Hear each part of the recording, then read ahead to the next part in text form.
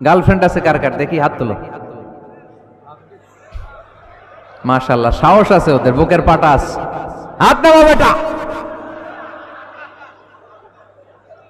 এই গার্লফ্রেন্ড বয়ফ্রেন্ডের সাথে আমাদের কোনো সম্পর্ক, আমরা বিয়ে করব। কি করব?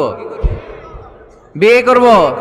চেয়ারম্যান সাহেব বিয়ে করাই দিন এগুলারে, আপনার দায়িত্বে দিয়ে গেলাম। এই গার্লফ্রেন্ড বয়ফ্রেন্ড এগুলো ইসলামের কালচার নয়। বিয়ের চেয়ে ভালো কাজ পৃথিবীতে হতে পারে। বিয়ে করতে গেলেই বাপে বলে আগে নিজের পায়ে দাঁড়া। তো এতদিন ও কার পায়ে দাঁড়াইছে? ছেলে মেয়েদেরকে সাহস দেন, ছেলেও পড়বে। ওই যে একজন চিল্লান দিয়ে উঠছে, ওর কমন পড়ছে। কমন পড়ছে, মাশাআল্লাহ। গার্ডিয়ানরা যারা আছেন ওদের দুঃখ কষ্ট একটু বুঝছেন আপনারা, মিলাই দিয়েন ওদেরকে, বিয়ের পিড়িতে বসায় দিয়েন। বিয়েতে কল্যাণ, বিয়েতে বরকত। বিয়ের মতো ভালো কাজ হতে পারে না। সব নবীরা বিয়ে করেছেন। আর নিকাহ মিন সুন্নতি, বিয়ে আমার সুন্নাত। ফামান রাগিবা আন সুন্নতি ফালাইসা মিন্নি, যে আমার সুন্নতকে ভালোবাসে না সে আমার উম্মত হতে পারে না। বিয়েটাকে সহজ করে দেন। যেই সমাজে বিয়ে সহজ ওই সমাজে জিনা কঠিন, তাই না? যেই সমাজে জিনা সহজ ওই সমাজে বিয়ে কঠিন। আমাদের সমাজে জিনা করা সহজ, বিয়ে করতে লাগে 10 লাখ, জিনা করতে লাগে 1000, ঠিক কিনা?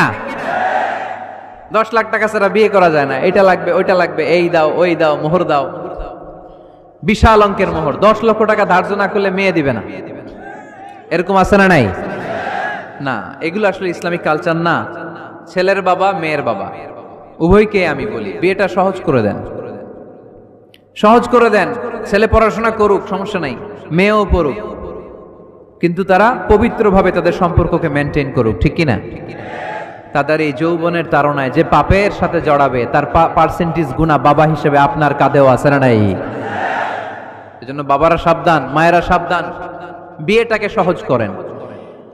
এই এলাকার যুব সংঘ যারা আছো, তোমরা একটা ক্যাম্পেইন করবা এই মাহফিলের পরে, টাইমলি ম্যারেজ ক্যাম্পেইন।